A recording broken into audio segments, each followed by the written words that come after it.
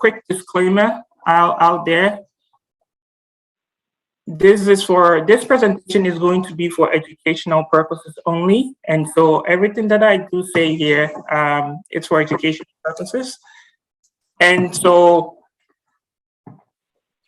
anybody that learns something here that goes on their own to make a decision, it's liable for their own decision, unless obviously they work with a financial advisor.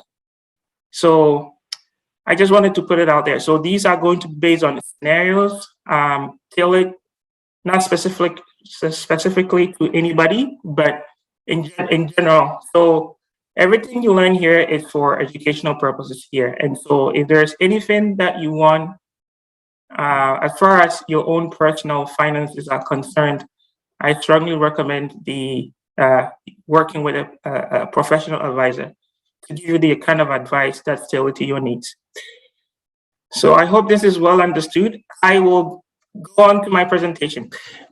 This is a little bit about me. I wasn't sure, but this is a presentation that I use a lot. So most of you know that I'm married with 3 kids. I've been in the financial service industry for close to 5 years now. It's an area that I pivoted a few years ago, not really what I was planning on doing, but God took me to a different direction, and I have enjoyed it. I am a full-time independent financial advisor with a company called Faith Life, based in Waterloo, Ontario. I also work for a brokerage called Bridgeforce, also based in the London area. My area of focus is really financial planning. I hope that this presentation will give us some insight as far as what financial planning, especially for those that do not have one. As far as products are concerned, it's in the areas of, it falls under the umbrella of insurance, investments, and banking. I have a few professional affiliations for my growth and development as an advisor. As you can see there, one of them that I really want to just hone on is the Kingdom Advisors, KA Canada, which is a body of Christian financial advisors here in Canada and the US. There's about close to maybe 300 of us in Canada and maybe about 2,000 in the US. This is really where I get my convictions from, and being a Christian, sort of really looking at what the Bible says about finances, giving us a sense of direction and purpose as far as what we do and how we advise our clients. As far as what I do is very simple. I work with 3 markets: families, self-employed individuals, and small businesses.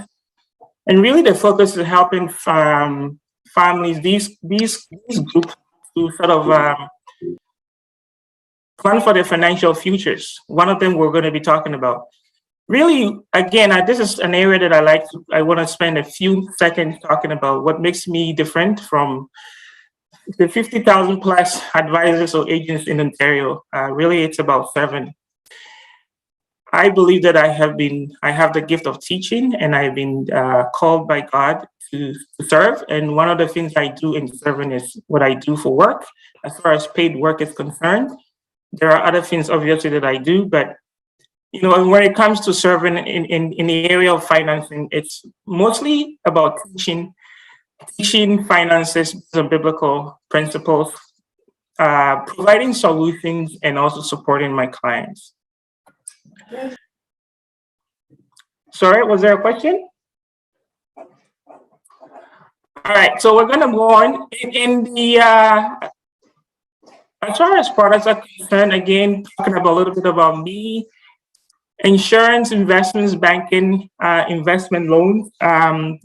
It's what I do mostly, as you can see on the screen with insurance. There's so many of them. Life, which is one of the things we're going to talk about, critical illness, A&S, health and dental, and all these. And these are all the companies that I work with, depending on what the client needs. We sit with the client and we try to come up with a solution. So all products do not work the same. Everyone is different. And so really it's what the person needs. And then we're sort of based on where the person is going, we will try and figure out what they do. As far as investments, both registered and non-reg, and in banking as well, from mortgages to loans to business accounts and personal checking accounts as well, and also investments loans. Some of you may recognize some of these companies, but there's more of them, but these are the ones that I specifically focus on.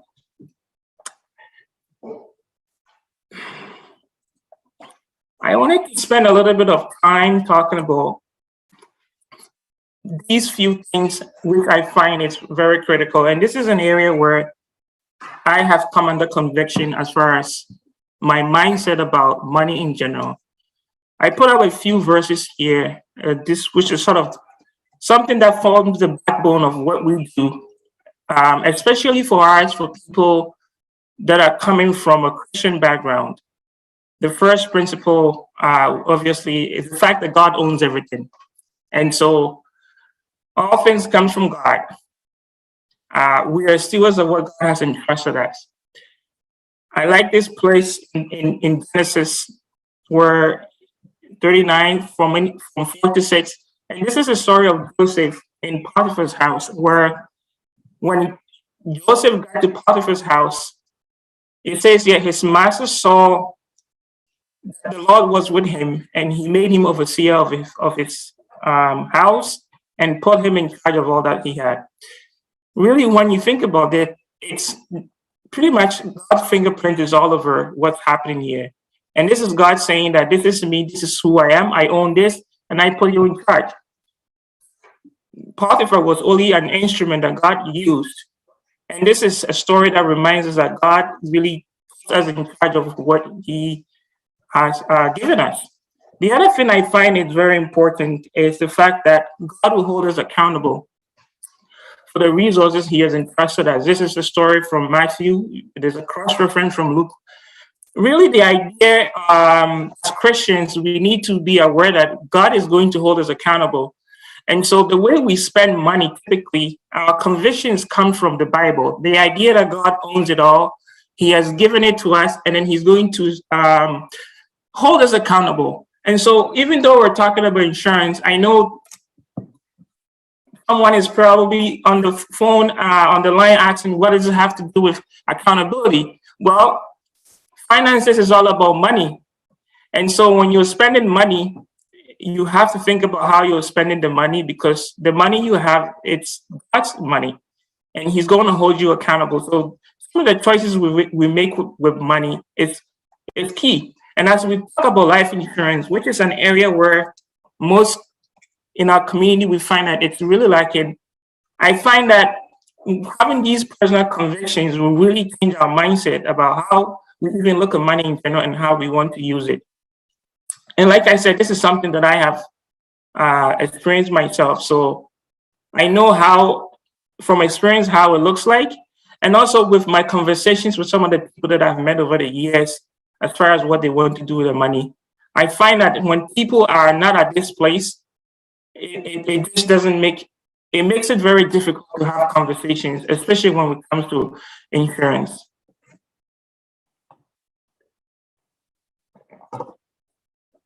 So today we're going to focus on insurance, life insurance. I was trying to point that my audience was the youth group, and clearly I can see there's a lot of people who are not youth, but I wanted to find a way to make this very simple. So we're looking at two sides of a coin. There's one side, which is you, and then the other side, which is an insurance company. So insurance, we're looking at what we call risk, which is the language we use in the insurance industry. So risk is anything that is uncontrolled, sudden, unexpected. So we look at death. We don't like to talk about death, but it's something that happens every day. So you can die what is known as premature, or you can die at an old age. But either of them, no one knows when it's going to happen, and it's something that we cannot control. We look at accidents. Accidents happen all the time. Some are very mild and some are severe. These are things we can't control. We don't know when it's going to happen. We look at property damage. We look at a house that's been damaged by a flood, a car, a tornado. or even a car accident. It happens all the time, or your car could be in the driveway and something could fell on it. Sickness, there's severe and then there's terminal.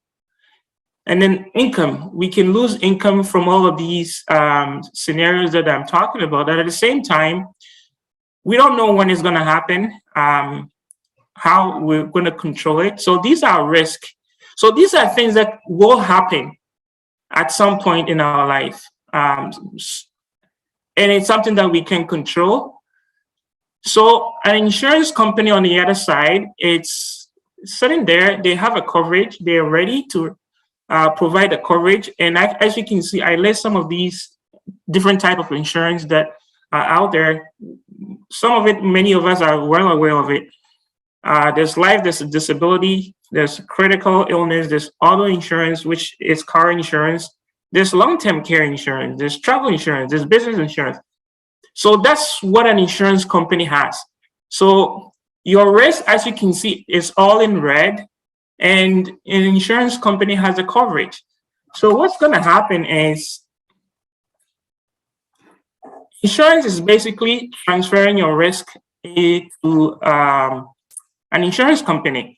So in a layman's term, as we can see now, the size of the coin has flipped. You give all your risk to an insurance company. They take liability, they assume liability when you go into a contract, and then you're paying some sort of a premium on a monthly basis. And then now all of a sudden, you don't have that risk anymore. What you're going to have is a coverage. And so when something happens, you're going to receive something back from the insurance company. And it's basically going to be either in a lump sum or a monthly payment. And typically, depending on what type of coverage you have, when you make a claim, you're using that money to take care of whatever that has happened. So you're repairing the damage, you're covering medical expenses. You're using the money to pay your rent or your mortgage. You're maintaining your lifestyle. You're using the money to take care of healthcare costs, education costs, and funeral costs. So this is what happens when you have insurance. So basically, in a layman's term, again, when you don't have insurance, it's known as it's called risk retention. So you pretty much are holding on to your risk. But the moment you buy insurance, depending on what type of insurance you have transferred that risk over to the insurance company. So now you have been proactive, and knowing that if something is to happen, you have coverage. At the same time, you have that peace of mind. So in a nutshell, that's what insurance is. I intentionally put all these different types of insurance because the reasons why we buy any type of insurance is the same, regardless of what type of insurance we have.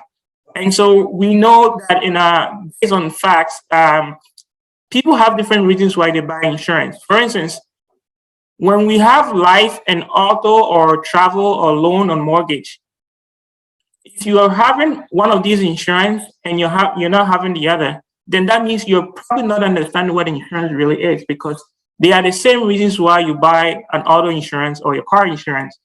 But not having insurance on your life or your mortgage or your income, it doesn't really add up. And that's why I intentionally put all of these here.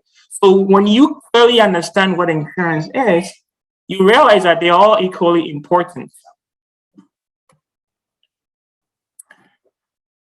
I have a video that I'm going to show that will talk a little bit about life insurance to make it more simple for us. It's only 1 minute, so I'm just going to share my screen again, and we're going to watch that, and we're going to come back to my presentation.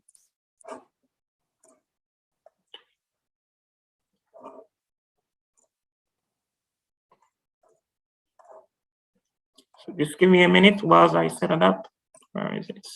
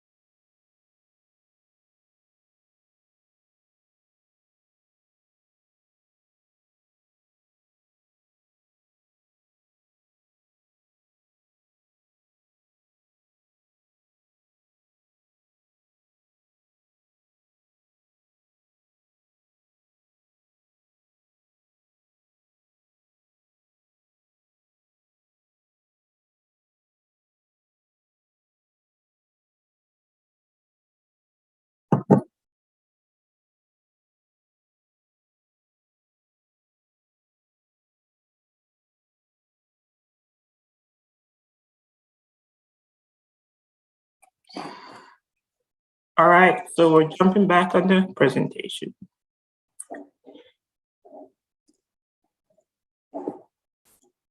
Just gonna share my screen again. Where are you?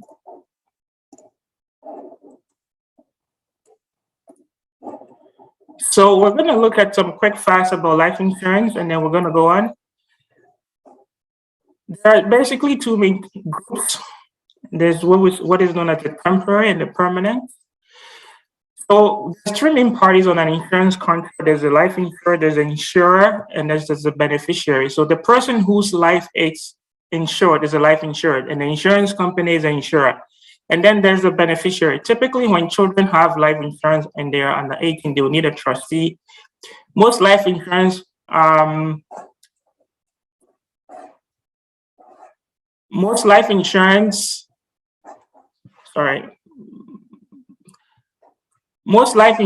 needs to go through an underwriting, which is a process to get life insurance. The exception is when you are in a group plan. In a group plan, mostly offered in the employment area, you don't typically go through underwriting. When you apply for insurance, it can either be denied, it can be rated, or approved. Denied means it's been turned down.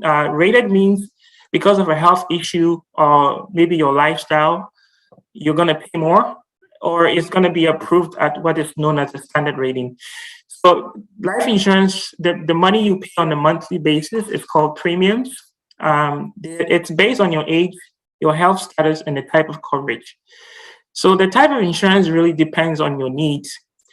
The other thing that I put here is that, you can have multiple insurance for different needs. You can have insurance that just covers your mortgage or even your loans. So having one life insurance, it's okay, but depending on where you are in life, you can have multiple life insurances. So many times I find people say that I have insurance when they bought like 10, 15 years ago, and they have a different need and it hasn't been insured. So we just have to be careful about that. So the question we really ask with our clients is, what's your most important asset? The average Canadian is probably having some sort of insurance. Most of us have it. Anybody that drives has a car insurance. But when you look at the type of insurance people have, usually life insurance is not on top of our list. It's usually nowhere or even at the bottom. And again, I go back to what I said before. When we understand what insurance is, it is no different than making sure that we're having all types of insurances in place. So the question is, what is your most important asset? Your most important asset is yourself. It's not your house. It's not your car. It's not your money. It's yourself. Your ability to be healthy and work and earn income is your most important asset. When you're sick and you can't work, you can't earn income. Or you're disabled and you can't work, you can't earn income. Or nevertheless, when you're gone. So again, I'll speak more of this down the road. So typically, disability is the type of insurance we encourage our clients to have first before even life insurance. And then we have other things like health insurance before we even talk about home insurance. Car insurance is important, but I don't think it's more important than your health, yourself as a person. So there was a study that was pretty much looking at why people don't buy life insurance. There's so many of them, but the one that I want to focus on, because we don't have a lot of time today, it's no one thinks about death or that they will die, which is typically why most people don't have insurance, is because they don't think that they will die. That could be up for debate, but the reality is that we all know death happens. The average life expectancy in Canada is 83. So most people lived around 83 in Canada before they die. But the reality is not everyone gets to 83. And this is from Stats Canada in 2021. So we're going to look at why really people should think otherwise about life insurance. According to the Canadian Cancer Society, 2 in 5 Canadians are expected to develop cancer during their lifetime. About 1 in 4 Canadians is expected to die from cancer. On average, 232 Canadians die from cancer every day. So this is just a chart showing us the leading cause of death in Canada. And this hasn't changed much. Cancer is the number one leading cause of death in Canada, as a matter of fact, in the whole world, followed by heart diseases. So we see the importance of health. Obviously, when we talk about finances, one of the things we say is that everybody knows they're supposed to sleep well, eat healthy, rest, and do all that, but not everybody does it. Everybody's supposed to know that they're supposed to have a good diet, but not everybody really does it. Accidents is the third leading cause of death in Canada. I'm going to focus on accidents for the purpose of this presentation.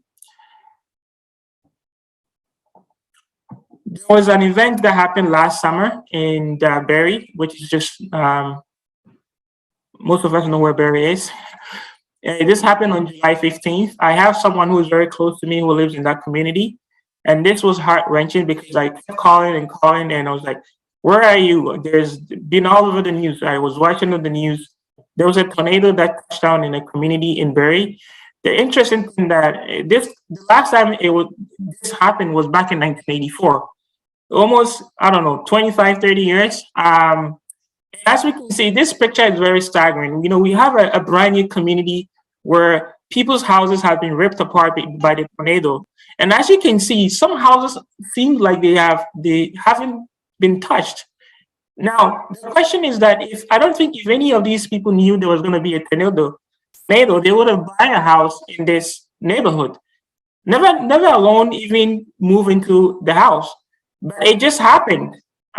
Even though Environment Canada had the warning a day or so before, it happened, and it happened so quick. And there was a devastating damage to some of these homes.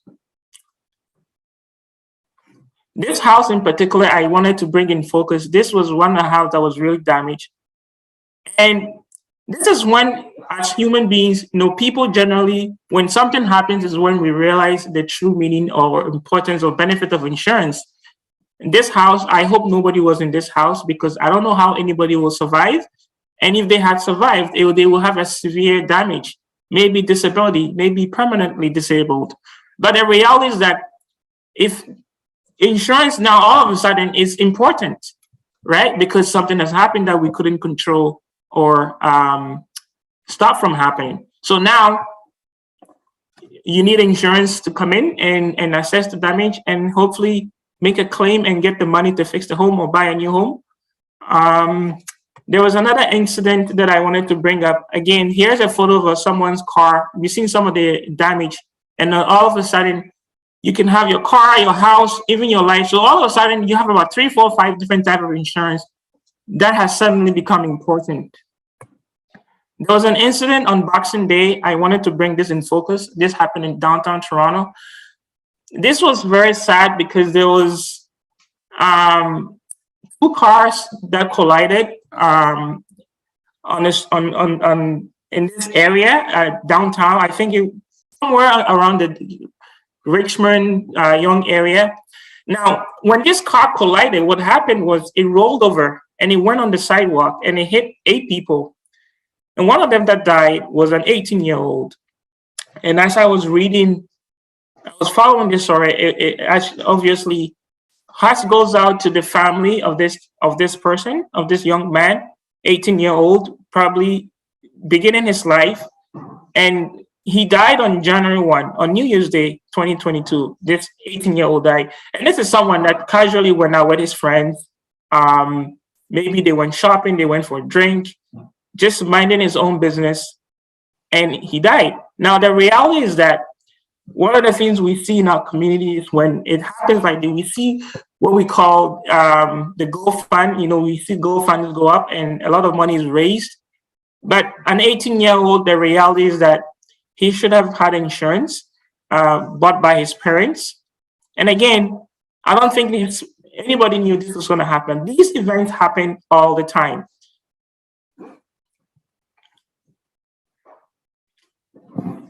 So I'm going to show another video before we move on. And this is a video of a family that had a death occur in their family.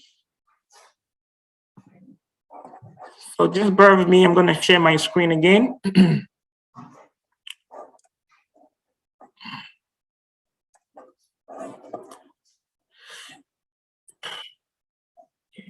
This one.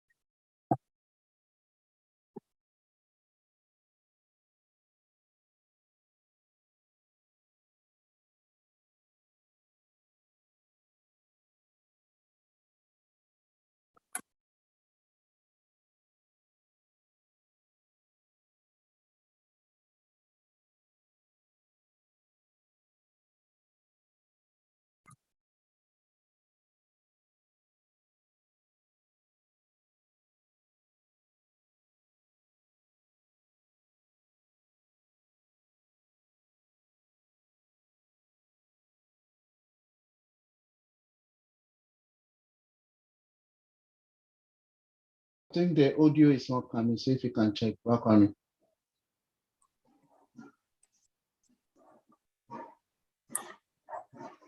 The audio is not playing. It's not coming. No, it's not coming. But the video is playing. The video is playing, but the audio is not playing. Because you are doing a plugin, so check your audio.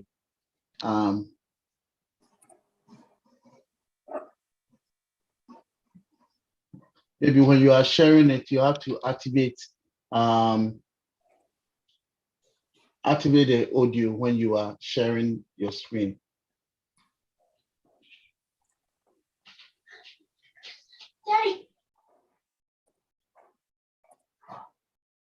He loved to get up early and go to the gym, and he really was a good husband. Is it working? Yes, it's working now. Husband and father. He was very, very kind-hearted. Everything that he did, he wanted to do it right. He had a plan for it. Bill worked for AT&T right out of school and just kind of worked his way up from that till he got his dream job. He ran the executive briefing center. He wanted to stay within the company because of the benefits, and he'd been there long enough that he knew that he wouldn't be able to replace that if he went somewhere else. Bill had disability coverage through AT&T. There were both short-term and long-term disability. And he also had coverage, life insurance coverage through his employer that was a multiple of his salary, and he bought all the extra that he could. And then Bill and Connie both got individual policies, and on top of that, with his retirement benefits, it made sure that Connie and the girls would be in good shape. Summer of 2003, he thought that he had pinched a nerve. He noticed weakness in his right arm, so we went to the doctor, and they said, "Oh, you probably pinched a nerve." Then it kind of snowballed from one doctor to another. It took a long time to get a specific diagnosis that Bill had Lou Gehrig's disease. It just started very slowly, and then as we got into high school and as I got into college, it started to get worse. He couldn't really do any physical activities. Connie was the woman who kept things going at the house. In this long illness, she was there in really remarkably for Bill the whole time. The girls and I took complete care of him. So I would go to class every day, and I'd come home in between classes and hang out with him and make sure he was okay. It was the weekend of Thanksgiving, and Bill was really struggling to breathe. We went to the hospital and put him on oxygen. Sunday morning, I got a call from the nurse, and I knew that couldn't be a good thing. And she said that she couldn't wake him. Bill's death was hard from the point that I lost my best friend. I lost our future. After Bill passed away, I was really glad that we had spent as much time on the planning. The insurance money really has provided the ability to make up some of the income that she lost because of his death, and to be able to replace some of the income that would have been there had he been able to continue to contribute to his retirement plan. After everything that has happened with my father, I definitely think of life insurance differently. Even though I am so young, I do think that it's important to get a life insurance policy. It was actually one of the first things I did when I was looking for a job, was making sure that, you know, in the benefits package there was an option of life insurance. And my husband and I both have life insurance policies, and that was actually one of the pieces of advice that he gave us when we first got married, was to make sure that we got life insurance. Bill's greatest wish was that we would be able to go on and live in a similar fashion than we had while he was here and while he was still working. It's hard enough losing somebody, but then having to worry about how you're going to make your mortgage, how you're going to put food in the fridge, gas in the car. You know, it's a tremendous relief to not have to worry about that. Life insurance has really made a difference in our lives.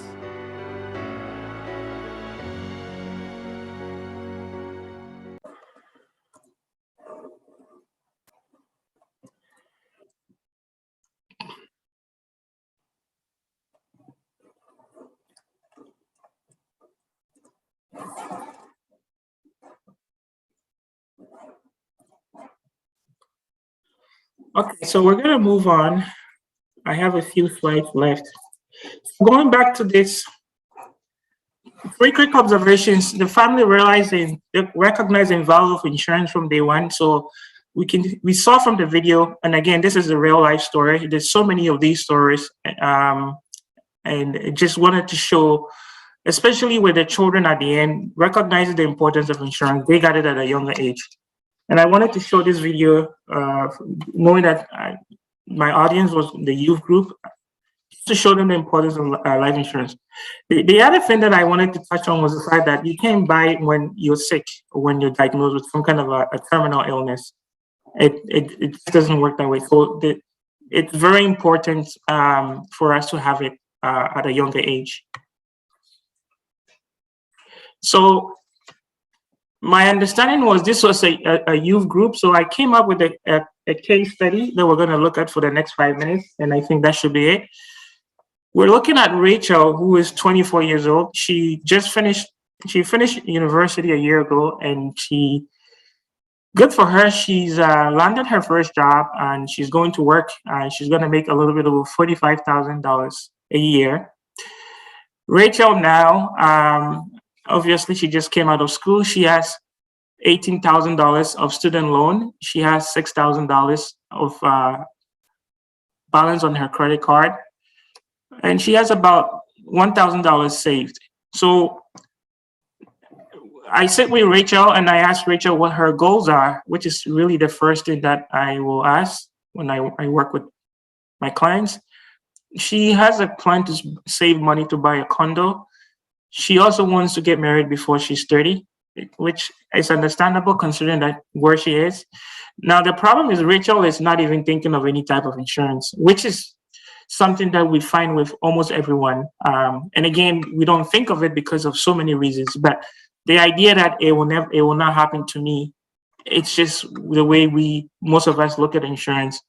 So what I'm going to do when we are working with Rachel, we're going to work sort of on a planning, financial planning focus. We're looking at building a house. We're going to start from the bottom. We're going to look at managing risk, which insurance is one of them. We're going to look at these things first, and then recommend it to Rachel, and then she would decide what she wants to do. Many times, what we find is many people are saving to buy a house, or for whatever reasons, most people are saving to do different things, but we're not taking care of the things that will prevent us from doing that. If you're saving a lot of money and you're not protecting your income or yourself, then all those plans will crumble if something happens to you. So based on Rachel's situation, this is what I will recommend for Rachel. The first thing is that she has $24,000 in student loan and credit card payment. Credit card loan. So I am going to put a plan for Rachel, 24,000, to see how fast. At 24, at any point in your life, basically, debt is the number one thing that you need to worry about first, because if she's able to manage her debts well, chances are she's going to have a good credit score. She's going to build a lot of credibility, and she's very young. So we need to take care of that, because if she's not, then it's going to be a problem down the road. The other thing is I'm going to consider an emergency fund. We're going to use a high daily interest or TFSA, depending on where she is. The next step is we're going to recommend a disability and insurance plan. Again, typically, you want to look at a combo plan, but for the focus of this presentation, I'll focus more on life insurance. Again, we're more worried about the financial foundation of Rachel, especially since she's so young. We want to be able to help her to manage her money wisely and put the proper planning in place, especially managing risk. Now we're going to be focusing on down payment for her condo. And the recommendation is, let's look at the savings for the condo in a year from where we're started now, because the condo is important, but these other things are more important. The other thing is a will and a power of attorney. One of the things we advise people on is to have a will and a power of attorney. I'm not going to go deep into this because that's not the focus of this presentation. A power of attorney is very important. In Ontario, if there's two major categories, when something happens to you and you don't have it legally in writing, your wife cannot even make a decision, your husband, it has to be legally binding. And so there's a lot of things that can happen. And again, this is what essentially is financial planning. But now we're going to focus on life insurance. So when we're working with clients on life insurance, then this is how we do it, and this is how everybody should do it. So our focus is today. What does Rachel need today? She has debts, $22,000. We're going to estimate around $15,000 if she is to die. And from conversations with Rachel loves the church. Rachel wants to leave some money to the church when she's died. So we're going to put $10,000. She wants to put at least $10,000. So we add that. So when we add all of them up, you're getting $47,000. Now remember, she has $1,000 saved. So that brings her insurance needs to $46,000. Again, this is assuming that Rachel dies today. We can assume that Rachel is going to live another 20 years, another 30 years, another 40 years. We don't know. Our focus is today. So if Rachel should die today, all these needs are taken care of. Her debts are paid off with the insurance money. There's money to bury her. And then the $10,000 goes to the church as her wishes. Now, the idea is that when you're single, you need a sedan. You don't need a van. You worry about a van when you're married with the kids. So we're not going to tell Rachel to go buy a van. We're going to tell her to get a sedan because she's single. So as we can see here quickly, I'm starting to run out of time. I recommend a $50,000 whole life policy. This is a par policy. It's going to cost Rachel $54.45 a month. Now, this type of policy, it's insurance with savings as well. Now, she's going to pay for 20 years. Hopefully, she does. If Rachel keeps this policy and she's still alive, by the time she's 60, the death benefit has grown from $50,000 to a little bit over $100,000. And she still has close to over $44,000 left sitting in the account in the insurance policy that she can take. Now, if Rachel decide that she doesn't want, we can see how this looks like. Like I said, insurance rates are based on your age. So at 24, it's going to cost her $54. Now, as you can see, insurance premiums are higher for men than for women because the mortality rates for women are a bit lower than men. Men die, women live longer than men. So the insurance mortality rates are not the same for both sexes. Now, assuming that Rachel didn't get the policy and she waited till age 30, now it jumps from $54 to about $66 at $35. As you can see, the older she gets, the insurance premiums get higher. And this is one of the reasons why a lot of people don't have insurance, because they wait, and it gets, the premiums go up, and all of a sudden, they don't even buy it. Now, another example here, a 30-year-old assuming a 30-year-old needs $1 million of term coverage, which is the other type of insurance, which is really just insurance. For 20 years, we're looking at $54 for a male and female. As you can see the difference. But as you can see, at different ages, depending on what your age is, the premiums are higher. Now, I know I have people even now as I'm talking who are telling me they're going to wait, but the reality is that you don't know you're going to live. And even if you live, you don't know what your health is going to be. So the slightest change in your health can not let you get insurance, or you can be rated. So your premium is going to be very high. The reality is that death is inevitable. We can't control how we will die or when it will happen, but we can control the financial impact on the people that we love, our family, when it happens, especially if it happens prematurely. Life insurance really is not for us. It's for the people that we love, that we will leave behind when we die. I go here, the few cross references here, 1 Timothy 5:8, where Paul was encouraging Timothy, and he talks about the fact that a believer who doesn't take care of his family members is worse than an unbeliever. The reality is that if you're putting money, if you're working hard and you're taking care of your children or your family now, and you're not putting some of that money away to buy an insurance policy, you're basically not doing what you're supposed to do if you're not buying an insurance policy. Because if you die, there's no money coming in. How are they going to survive? Now, you put all the burdens on your family, the funeral, and so many things. So really, as a Christian, not even having an insurance policy is unbiblical. Because we see here in the Bible where we're supposed to take care of our families. We're responsible for our family. So, you think about the bigger picture, the financial impact that it has, regardless of what age you die, right? You're going to be, your funeral expenses and all those things becomes a burden on your family members. So really, insurance at every front, it's really important. And as Christians, this is why I put up those verses to help us understand that it's our responsibility to take care of the people that God has entrusted us with. Everybody has that responsibility. So if you're doing it for your car or other things, you might as well do it, because the reality is that when you're gone, it becomes a burden. Your debts, your mortgage, all those becomes a burden for the people you leave behind. That really is the real benefit of life insurance policy. So I will stop here, and Cecilia, let me know if there are any questions. If there's not any questions, then I think that should be it. All right, thank you so much, Brother Kwame.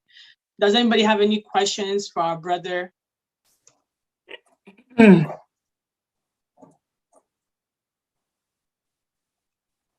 Any questions? Well, I do have one. So at what age should a youth person get insurance? So, sorry. The reality is that typically any child, as soon as a child is born, there should be an insurance policy where typically what happens is that as the child grows and becomes an adult, that policy is converted into a longer term policy. But as soon as you start working, assuming that your parents didn't buy one for you, you should be buying one for yourself at any point in time. Now, if you're under 18 years old, chances are you're not working. But as soon as you hit 18 and you're still alive and you're working, you should buy something. It's better to have something than to not have anything at all. So we see in Rachel's case, the scenario that I showed with Rachel. Rachel has an opportunity to spend that money that can grow over time, but at the same time, she's earning income. She's going to have other responsibilities in her life, so she should have it right away. Because, like I said, there are so many stories of children dying even before they're born or when they're born. There's every age, every stage in life, death can happen at any time. Even if you die at the age of 100, you still need money to be buried, right? And if you don't have insurance, the reality is you must have some money saved. But most people don't have any money saved. And so that becomes a burden on your family. So everybody at any point in life should have insurance. So for a youth, if you don't have one, if your parents didn't buy one for you, then you need to see someone who can help you get something, at least to cover your funeral debt, your funeral expenses, any expenses and any loans that you have at that age, because that will become a burden on the people you're going to leave behind. So insurance, as soon as you're working, you should buy your own insurance if your parents didn't buy one for you. All right, thank you. Uncle Isaac, you can ask your question, please. Okay, good evening, my brother. Okay, can you throw some little light on the differences between the term insurance and then that life insurance policies? And which one do you recommend? It depends on what stage you are, but term, it's typically used to cover insurance when you are starting in life, when you have children, when you have mortgage, or when you have, so you use term to cover when you have a lot of needs. Typically, people who are in their late 20s, early 30s, all the way till 60, between 30 to 60 is where term insurance is really important. But even you can use term insurance for any time. For instance, if someone is 50 years old and they have a child today, the older you are, the probability of you dying is higher. So you can buy an insurance for, say, a term insurance at the age of 50 let's say you can buy a term insurance for $50,000 for 20 years. Now, the purpose of that insurance is that between the age of 50 to 70, if you die, that money will come and it will be there for the child that you had to finish school. So that would be the reason why you're buying term insurance for 20 years between the age of 50 to 70, because you had a child at the age of 50. Now that child, assuming, will live to 18 before they go to school. And then the reality is that you could die the next year, and then what happens to that child? So you want to put an insurance policy in place so that if you die, there's money for that child to finish school. But most times, term insurance are for young families between the ages of 25, 30. And you want to have a term insurance so your last child grows up and finish college, because the financial impact is bigger when your children are growing up and there's a lot of needs. When you have mortgage, remember, mortgage, when you have a house, it's not paid off. It's really not yours. So the only way to ensure the house remains in the family is to have an insurance policy in place so that it pays off the house and there's money for the children to finish school. So everybody at any point in life can use term insurance. It can be 10 years, it can be 20 years. Some companies even offer 5 years, I think. So you can buy term insurance at any point, but term insurance will only pay when you die. And so, yeah, it covers you for a certain period of time. And if you don't die within that period, there's no payout. The only time a term insurance will pay is when you suffer a terminal illness. A lot of companies will give you a portion of that money. For instance, if you're diagnosed mostly with cancer or any disease that the doctor said you're not going to survive, insurance company will give you a portion depending on that company. So it's very different from different companies. But term is usually when you need more insurance. Like for myself, I have a young family. I have the financial impact of my family is really huge. So I need $1 million. I cannot afford to buy permanent insurance. So term insurance, it's what I use for now. If it's to happen, if it doesn't happen, then I use permanent insurance. Permanent insurance will cover you to age 99. It's the only insurance that will cover you to age 99. So we use permanent insurance for funeral expenses and for estate planning. Like if you want to leave money for your children, you can use that as a planning. But permanent insurance is because the premiums are high. Typically, depending on what stage you are, the focus is on your funeral expenses and any final taxes you're going to have. So you have taxes that you have to pay to the government when you die in Canada, regardless of what age. Even when you have money saved, there's a lot of taxes that you're going to pay. So you use part of the insurance money to pay the taxes. so that your family can keep more of the money when you die. And of course, for your funeral expenses. So it depends on what age and what stage in life you are, but you can use term insurance at any point in your life. Thank you very much. Does anybody have any more questions for our brother?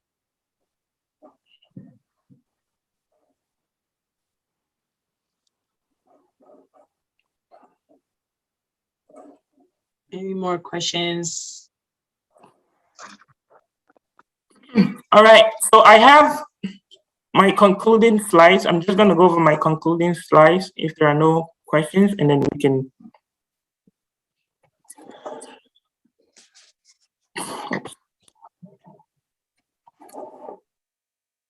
Just give me a second.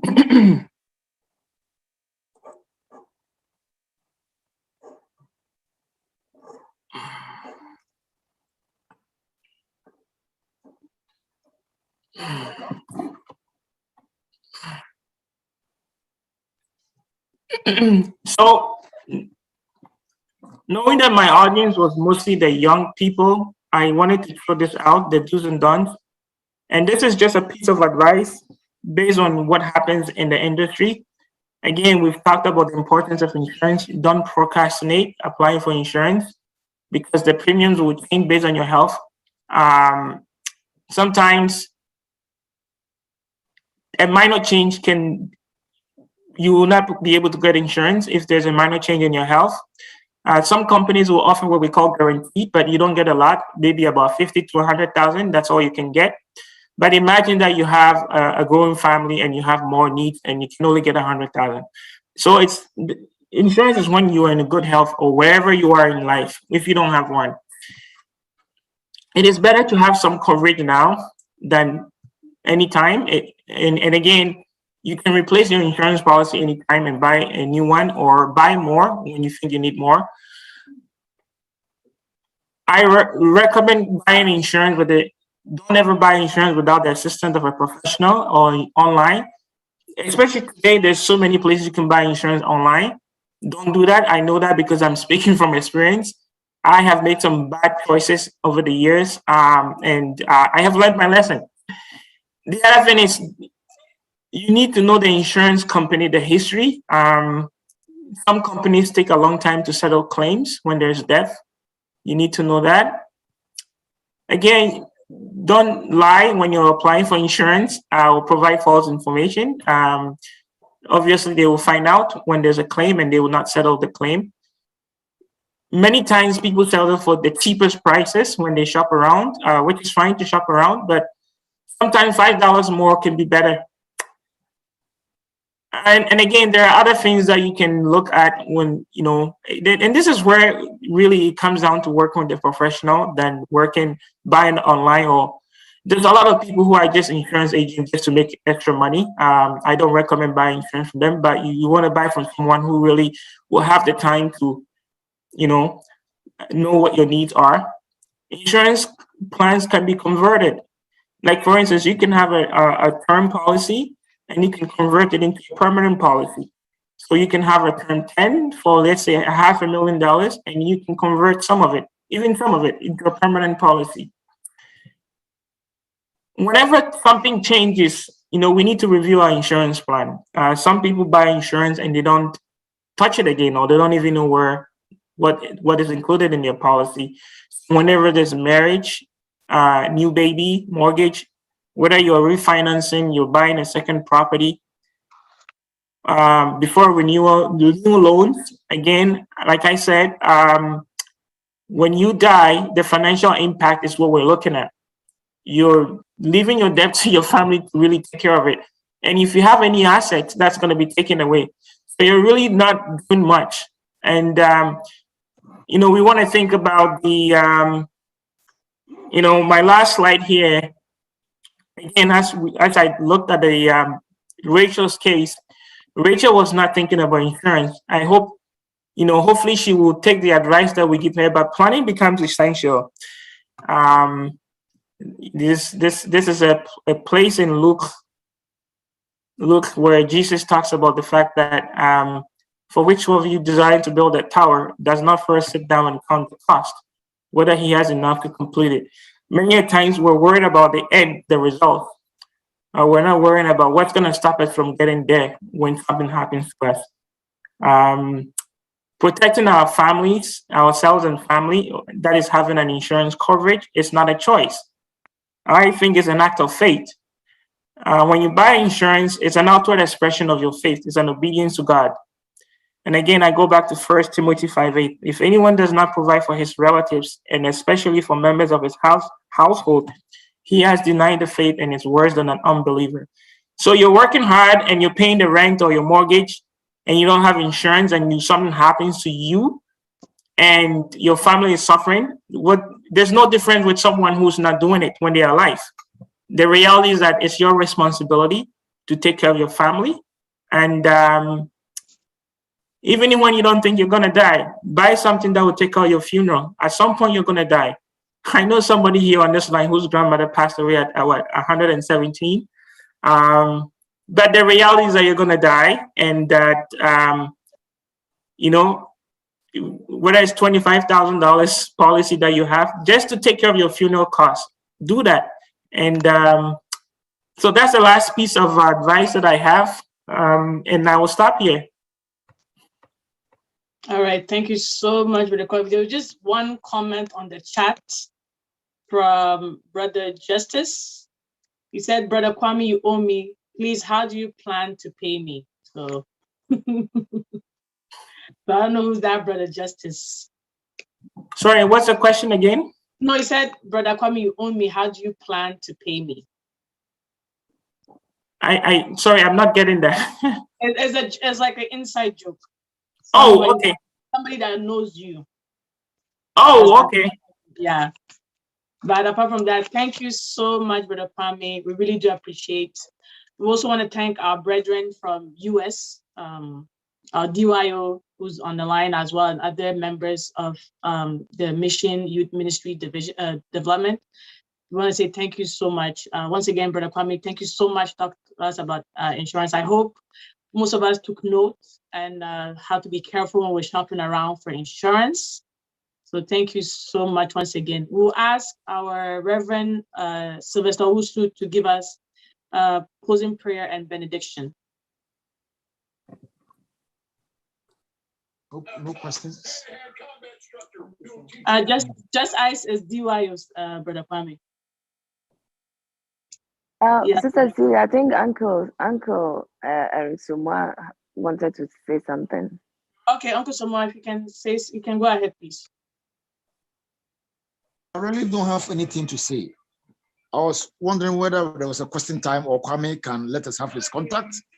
If someone want to contact him for further explanation, I think it will go well for all of us. Yes, sure. At least his phone number will be well for all of us. All right, sure. So, Brother Kwame, how can a person contact you in case they have more questions? So I think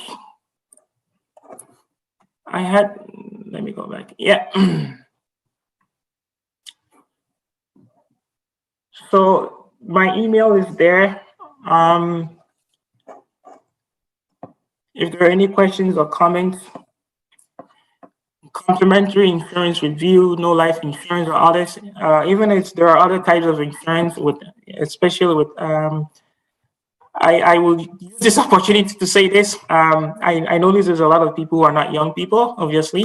Long-term care insurance, it's one thing that I guess I will say.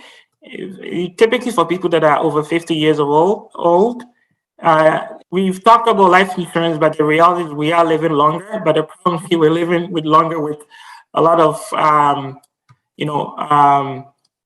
from arthritis to people are living longer. But long-term care insurance is something that will help you, especially when you hit 70 plus and you're not able to work and you need a nurse to come home or go to or even, one of the things we talk about insurance planning is even retirement, how retirement is going to look like. So any questions around that? No financial plan.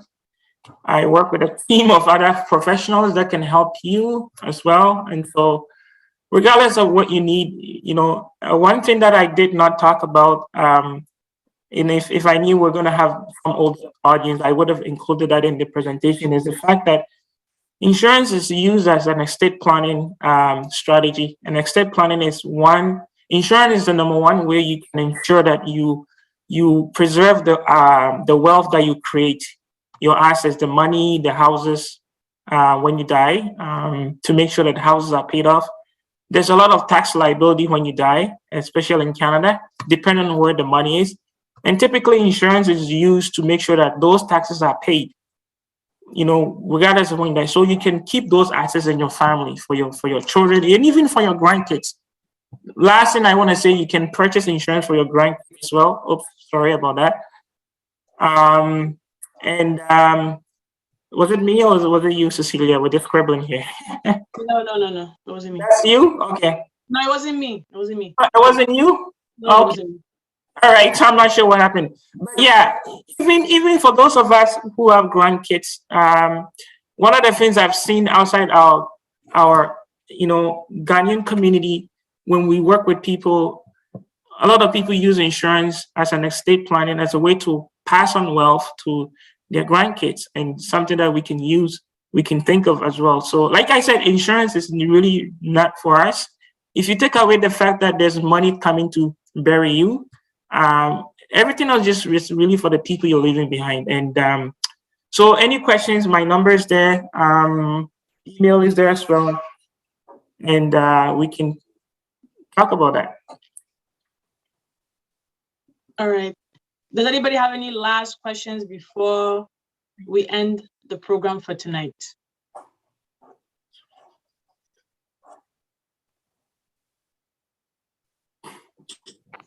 All right. Okay, Cecilia, if there is no questions, I want to close off in prayer, if that's fine. No problem. All right. Father in heaven, we thank you again for this time spent here online. Thanks again for technology.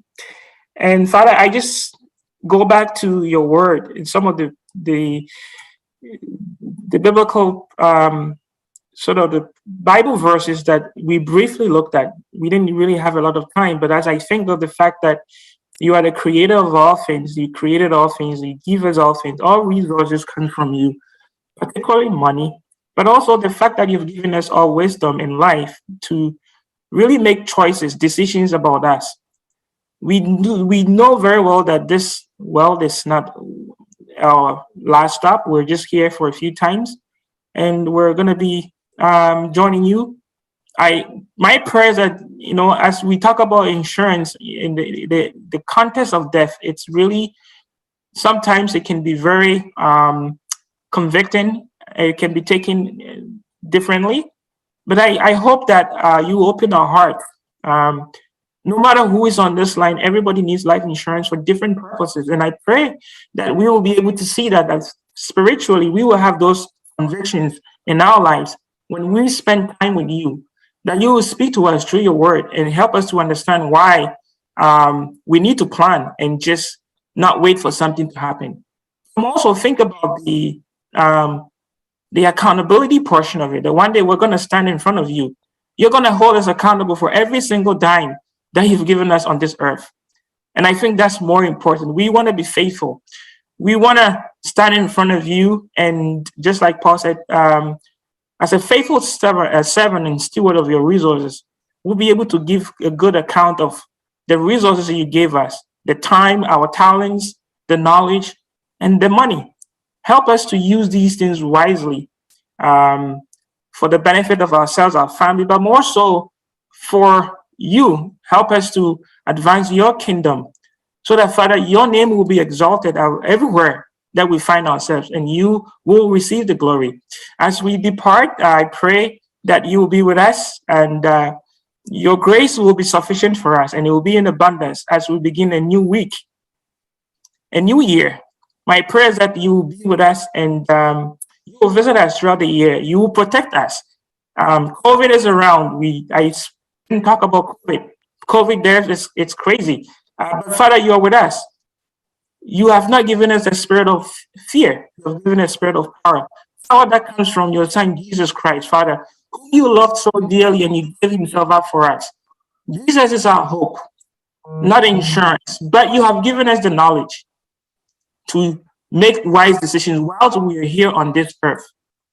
Thank you and give us the grace, the courage that we need to make these decisions for ourselves and our family. And as Christians, help us be a light in a world that is dark, it's so dark, so that everybody will see the good works in us and come and give you glory.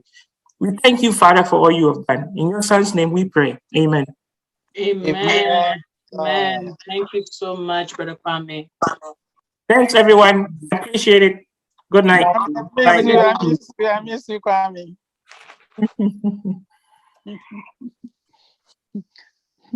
Okay, good night. Good night, everybody. Thank you.